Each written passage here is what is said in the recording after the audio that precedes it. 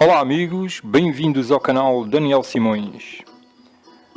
Estive estudando alguns assuntos com algumas pessoas e resolvi fazer este vídeo. As pessoas afirmam muitas coisas e acreditam em muitas coisas também. Aí eu pergunto, como é que as pessoas sabem das coisas que afirmam e das coisas que acreditam? A maior parte das pessoas, elas afirmam coisas e acreditam em coisas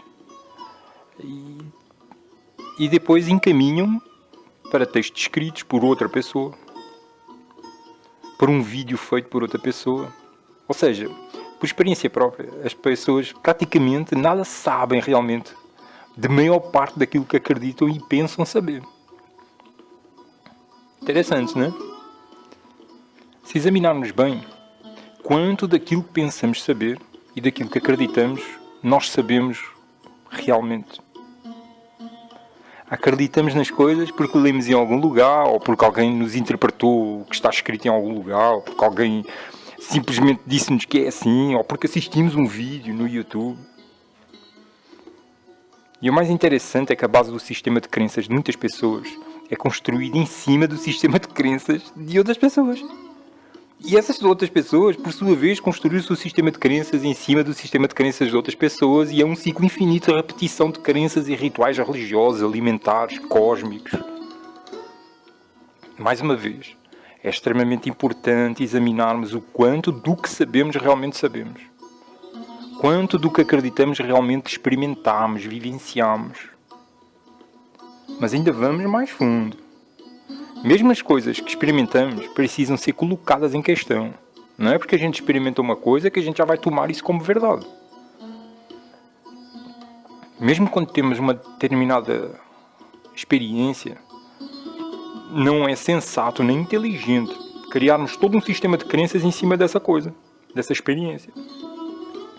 Pois podemos estar equivocados em relação à interpretação que estamos dando à própria experiência. Aí nós podemos aplicar o método científico. E o método científico ele é de grande valia, até mesmo para as experiências espirituais.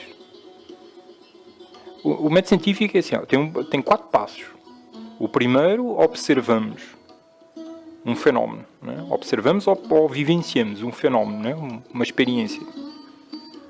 No segundo, a gente começa a colocar possibilidades, hipóteses. O que é, o que foi, como aconteceu.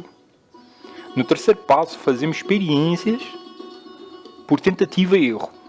Por exemplo, no caso de vermos uma coisa, podemos fazer experiências mudando o ângulo de observação, intensidades de luz, observar se existem movimentos de objetos com o vento, reflexos de vidros, espelhos, para ver se o que a gente viu era realmente aquilo que a gente viu. Às vezes, para conseguirmos compreender melhor um determinado fenómeno, o fenómeno tem que acontecer novamente. Temos que vivenciá-lo diversas vezes para comparar, para observar melhor. Aí surge o quarto passo, que é quando começamos a tirar conclusões. E mesmo assim, ao tirar conclusões, a gente deve manter a mente aberta para que as conclusões a que a gente chega, ou melhor, as conclusões a que a gente chega, elas podem estar erradas. A gente tem que manter a mente aberta para isso. Que essas conclusões podem estar erradas ou incompletas.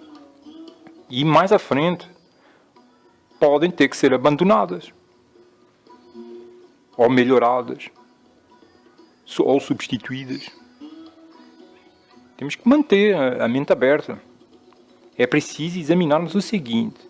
Quando estudamos, o que é que a gente está querendo? A gente está querendo descobrir a verdade ou estamos querendo provar aquilo que estamos certos em relação ao que já acreditamos. Eu repito, quando nós estudamos, estamos querendo descobrir a verdade ou estamos querendo provar que estamos certos em relação àquilo que a gente já acredita, em relação àquilo que a gente pensa que sabe. Porque quando estamos querendo provar que estamos certos, o que fazemos é manipular os resultados das experiências. Ou não valorizar, não considerar e tão pouco estudar posições diferentes da nossa. Quando a gente se agarra assim, eu estou certo, isso aí é o dogma, né? quando nós nos agarramos assim às certezas, aí surge uma posição, uma teoria diferente daquela que a gente defende. A melhor coisa a fazer é agradecer essa posição e teoria diferente a aparecer. Agradecer e estudá-la bem direitinho. Porque são as posições contrárias à nossa que vão fortalecer os nossos conhecimentos. Ou destruí-los completamente, ou parcialmente. E reconstruí-los de forma mais eficiente, melhorada. A gente deve agradecer as posições contrárias e não desprezá-las, ridicularizá-las. A gente deve ter respeito para com a pessoa que tem uma visão diferente da nossa. Se a gente continuar agindo assim, desrespeitando a pessoa que tem uma visão diferente da nossa, não estudando minuciosamente o que ela nos está apresentando, se a gente continuar agindo assim, mesmo que a verdade se apresente à nossa frente, a gente jamais vai vê-la. Porque a gente só quer ver aquilo que a gente acredita ser verdade. Então, o buscador da verdade tem que ter uma mente aberta e coração aberto. E a humildade para considerar que pode estar errado. E que pode ter que mudar e concordar com a outra pessoa. Uma das coisas que se espalha muito pelo mundo atualmente são visões limitantes por parte de supostos visionários que apresentam como visões futuristas, muito sofisticadas, visões que vão além do nosso tempo. Eu repito isto. Uma das coisas que se espalha muito pelo mundo são visões limitantes por parte de supostos visionários que as apresentam como visões futuristas, muito sofisticadas. Coisas que estão além do nosso tempo. E a gente maravilha-se. Uau, a visão do cara. Um exemplo disso é o Elon Musk. Para quem não conhece, ele é um empreendedor, um filantropo, um visionário sul-africano, canadense e dos Estados Unidos também. Ele tem como destaca-se porque ele criou e participou na empresas como a PayPal, a SpaceX e a Tesla Motors. Elon Musk. Esse cara é um visionário. As ideias que ele apresenta, as pessoas ficam maravilhadas com o que ele apresenta. Aí num grupo do Facebook que criei, que é o Estudos Esféricos, uma pessoa postou uma ideia muito divulgada pelo Elon Musk, onde dizia que nós ou lançamos na conquista espacial de outros planetas ou estamos condenados à extinção. E eu disse, olha, existe uma terceira opção. Só que essa opção não interessa muito aos objetivos corporativos do próprio Elon Musk, nem daqueles que estão instaurando a nova ordem mundial. Que é uma nova ordem mundial de centralização de poder, de controle tecnológico absoluto e de despopulação mundial. E os objetivos dessa ordem vão contra a terceira opção. Eu repito, o Elon Musk diz que a gente ou lança-se na conquista espacial de outros planetas ou estamos condenados à extinção. Só que a terceira opção é esta. A humanidade viver em paz na Terra, sem guerras, sem pobreza, sem doenças, sem governos, sem Estado, mas consciente, produzindo de forma harmoniosa e sustentável, destruindo só o necessário do meio ambiente para sobreviver e viver com conforto e qualidade de vida física, biológica, mental e espiritual, com permanentes práticas de renovação ambiental, sem matar animais ou matando o mínimo possível, sem destruir florestas milenares ou bosques centenários, e muitos etc. mais positivos, bons, equilibrados e bonitos. Com uma civilização assim, o planeta tem capacidade para receber mais de 20 bilhões de seres humanos. Ora bem, com uma civilização assim, consciente, vivendo de forma equilibrada, o planeta tem capacidade para receber mais de 20 bilhões de seres humanos. Só que eles estão-nos querendo fazer acreditar exatamente o contrário. E isto eu sei. Esta capacidade do planeta eu sei, por experiência própria. Por estudos e vivências feitas em diversos projetos onde eu já participei. Nós podemos produzir imensa comida em um pequeno espaço. E podemos produzir muita matéria-prima, sem enfraquecer os solos e sem... E eu sei disto porque participei já de diversos projetos em que trabalhei com a terra e desenvolvi soluções de plantio. E eu sei que podemos gerar muita matéria e alimentos sem impactar negativamente o ambiente. Ou seja, sem haver um empobrecimento dos solos, por exemplo. E isto utilizando fontes de energia limpas e renováveis. Só que o que é que acontece? Esses caras, como esse visionário, que é o Elon Musk e outros, né? Eles estão espalhando a ideia de que não existe o suficiente para todos. Eu falo disto no primeiro vídeo da série Desconstruindo o Sistema. Sobre a escassez de recursos. Essa falácia, né? E ao espalharem essa ideia de que não existe o suficiente para todos, incentiva-se um sistema educacional e um sistema de crenças em que somos todos adversários. E precisamos competir uns com os outros para sobreviver e viver com qualidade. Uma vez que, segundo esse Elon Musk e os defensores da nova ordem mundial, não há o suficiente para todos. E já estamos no limiar da nossa sobrevivência como espécie, devido à escassez dos recursos e alimentos. Só que se existe escassez de recursos e de alimentos, é devido às políticas que estão sendo feitas. É devido à ganância das pessoas de ganhar dinheiro e acumular coisas.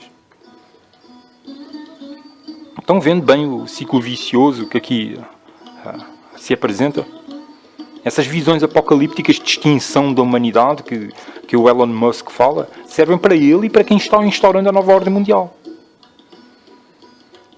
As projeções em eventos globalistas, como apresentei no 7º vídeo da série Despertares, prevêem chegarmos a 2030 com mais de 2 bilhões de desempregados, devido ao impacto das tecnologias que as empresas que o próprio Elon Musk, a Google, Microsoft, etc. estão a desenvolver.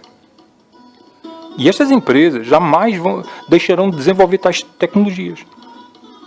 Porque se são possíveis de ser criadas, criamos-las. É o que eles pensam. É possível criar isto? Vamos criar.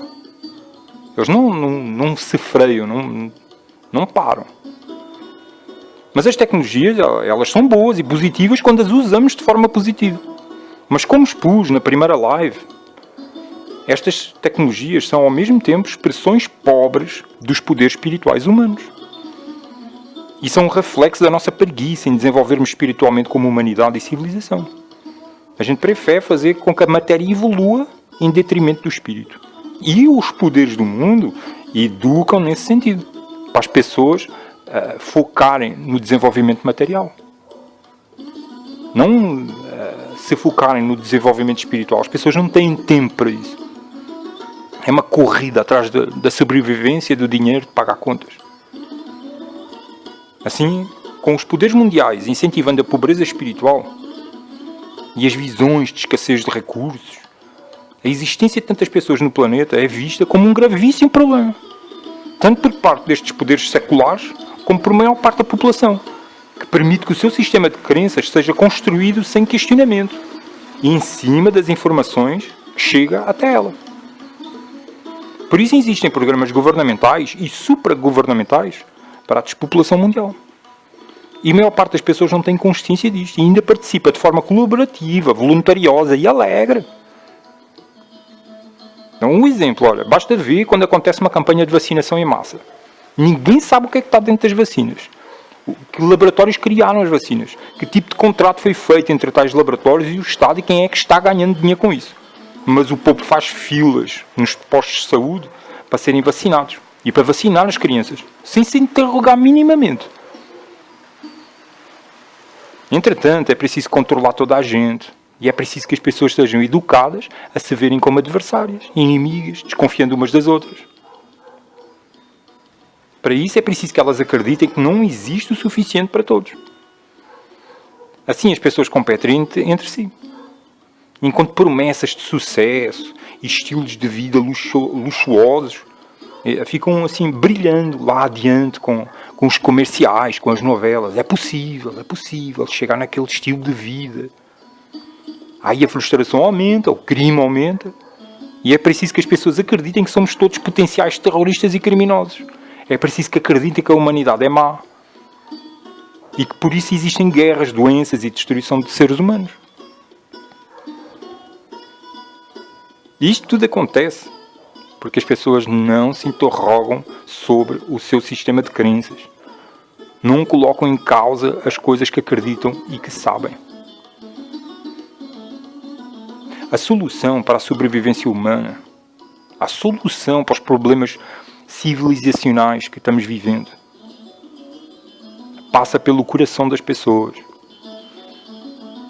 Não importa para onde o homem vá, se vai para a Lua, se vai para Marte, se vai para uma cidade vizinha, se ele leva consigo os venenos espirituais que habitam em seu coração, os problemas existem num lugar e existirão em qualquer outro lugar. O grande problema da humanidade não é tanto o sistema filosófico, político, financeiro, civilizacional. O problema da humanidade é o coração humano, que está sem amor, que corrompe e se deixa corromper, levando sempre à destruição, ao sofrimento, à morte. Mas, fazendo uma espiral aqui nesta minha conversa, aquilo que sabemos e aquilo que acreditamos determina as nossas escolhas, os nossos rituais diários, a forma como queremos bem aos nossos filhos, a forma como trabalhamos, sentimos, como interagimos uns com os outros. Mas quanto do que sabemos realmente sabemos? Quanto do que acreditamos realmente experimentamos, vivenciamos em todos os dias da sua vida? Quantas coisas das que você acredita você realmente experimentou, vivenciou, provou para si mesmo existirem, serem reais, verdadeiras? Quantas verdades foram implantadas em sua mente e você define-se com elas e define a realidade com elas? Porque você tem medo de colocar em questão as coisas que sabe para ver se elas estão certas.